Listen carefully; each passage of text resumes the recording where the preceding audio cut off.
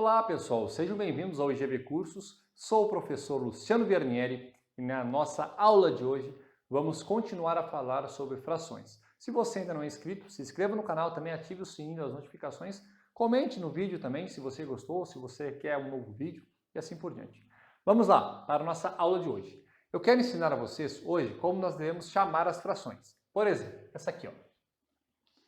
Qual é o nome dela? É chamada 1/2. Tá? Então, essa fração é chamada de 1/2, tá, pessoal? 1/2. Se fosse isso aqui, ó, 2/3, seria 2/3. Se fosse 4, por exemplo, seria 1/4, né? Se fosse 5, 1/5. Lembramos aí da história, 1/5, né, do ouro real, né, o quinto, cobrança do quinto, os 20% da coroa, né, 1/5, 1/6, 1/7 ou 2/7, 3/8, 5/9 e assim por diante, tá? Então, do denominador, né, que é o nosso númerozinho que está aqui embaixo, ele vai dar o nome à nossa fração. Se for 2, é meio. Se for 3, é terço. Se for 4, é quarto. Se for 5, é quinto. Se for sexto, Se for 6, é sexto. Se for 7, é sétimo. Se for 8, é oitavo. Se for 9, é nono. Tá? Então, do 2 ao 9, é essa a nomenclatura. Se for 10, ó, 1/10. Ou 1/100. Ou 1/1000. Ou seja, quando o nosso denominador for uma base 10, e esta fração nós chamamos de fração decimal, essas daqui são chamadas frações ordinárias, que podem ser próprias ou impróprias.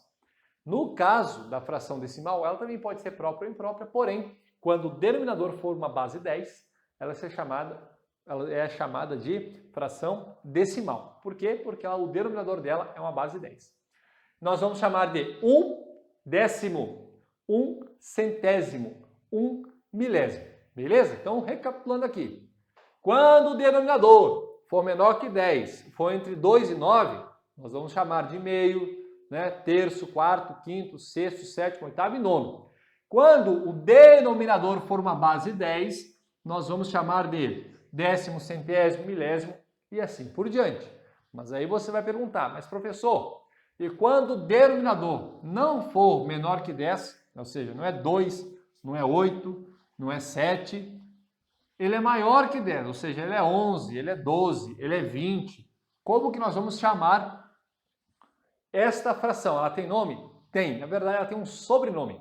Por exemplo, esta fração aqui, ó, 2/13. 2/13, nós chamamos de 2, né? 2 é o numerador, 13, que é o denominador, avos. Então, esse avos, que parece avós, mas é avos, indica o quê? Igual. Porque 13, vamos supor que você tem aí um quadrado e você divide esse quadrado em 13 partes. É bem difícil 13 partes iguais, né?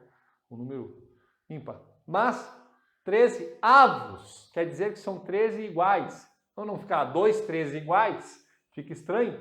Então se usa essa palavrinha avos aqui, ó. Então é o sobrenome que ela ganha. Então é 2, 13 avos, 1/20 avos, 1/101 avos, né?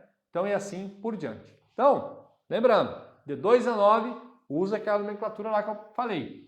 Se for base 10, décimo, centésimo, milésimo. Se for maior que 10, né, e não for uma base decimal, você vai incluir apenas o avos ao final. Tranquilo? Agora, vamos aqui recapitular, vamos falar um pouquinho daquilo que nós falamos na aula passada.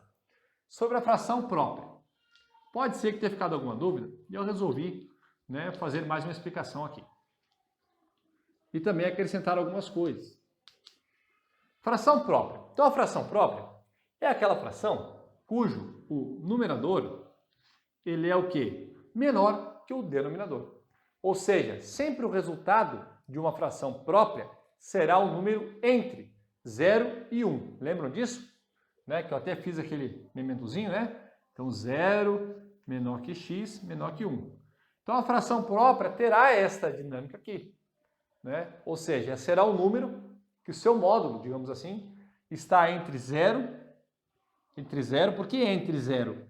Porque aqui, ó, é menor, ele quase chega no 0, mas 0 não entra. Porque esse símbolo aqui, ó, indica o menor. Se fosse assim, ó, seria chamado menor igual, mas nesse caso não, é só menor. Por quê? Nós veremos que se a nossa fração tiver o resultado 0, ela não será própria, tá? Então, a fração própria, o numerador, ele é menor que o denominador e o seu resultado está entre 0 e 1, tá? Entre 0 e 1. Vou mostrar isso agora. Vou apagar ali, só para a gente poder ter espaço, né? Vamos apagar aqui e vamos ver. Olha só. Aqui é 2, aqui é 3. Se você for dividir isso aqui, 2 não dá para dividir 3. Logo, o que eu faço? Coloco um 0,20.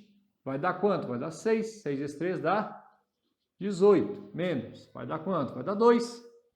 2 não dá para 3, coloca um 0. Esse 0 eu coloco automático, eu não preciso colocar outro 0 aqui não, tá?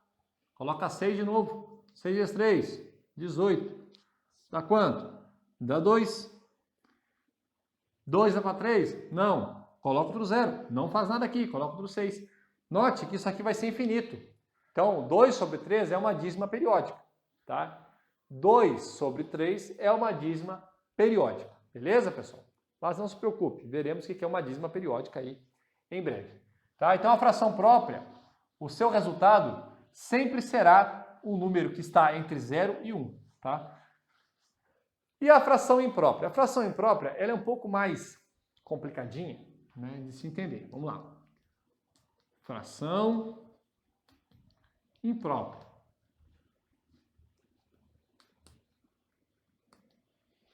Temos aqui uma fração imprópria. Vou pegar outro giz aqui. Fração imprópria, pessoal, ela tem um detalhe que é importante. Olha só. Esta aqui, ó, ela é uma fração imprópria, porque o nosso numerador ele é maior que o denominador. Vamos fazer essa divisão. 5 sobre 4. 5 dá para dividir 4? Dá. Então é 1. 1 vezes 4 é 4. Olha só, dá 1. E agora eu coloco a vírgula, né? 0 dá quanto? Vai ter que ser 2. 2 vezes 4 é 8. Menos dá 2. 2 dá para 4? Não, coloca um 0. Dá 5. Pronto, 1,25. Note que a fração imprópria sempre terá como resultado um número maior que 1. 1 maior ou igual a 1. Tá? Então, sempre x, ó, x será maior ou igual que 1. Pode ser 1? Pode.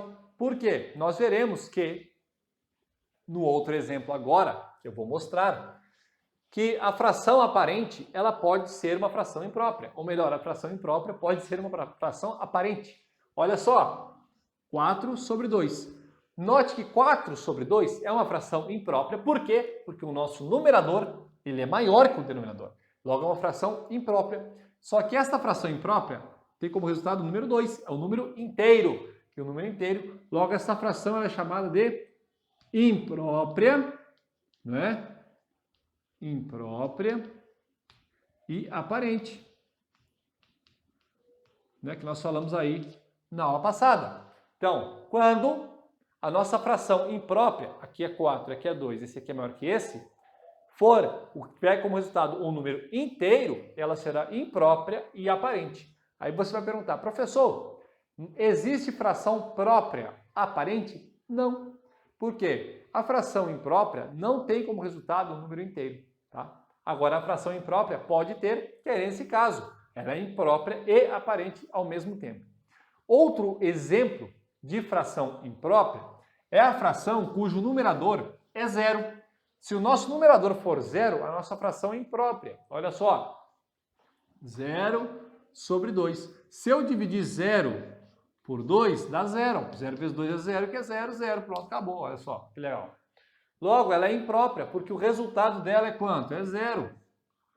O resultado dela é 0, é o número inteiro. Por isso que eu falei que a fração própria, o resultado dela está entre 0 e 1. Zero não entra nessa conta, tá? Se o resultado de uma fração própria der zero, ela não é própria, tá, pessoal?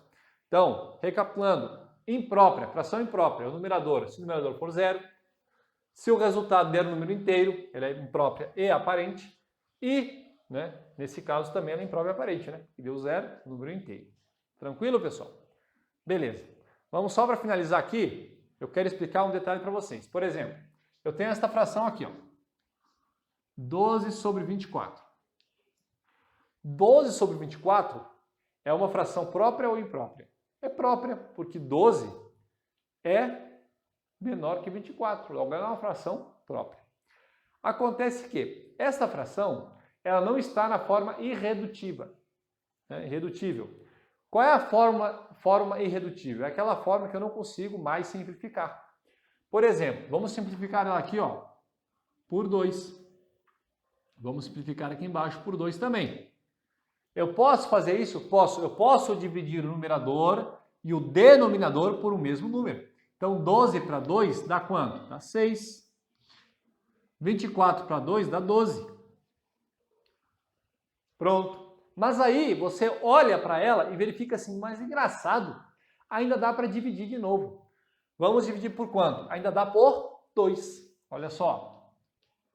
Por 2. E aqui também dá para dividir por 2. 6 dividido por 2 é 3.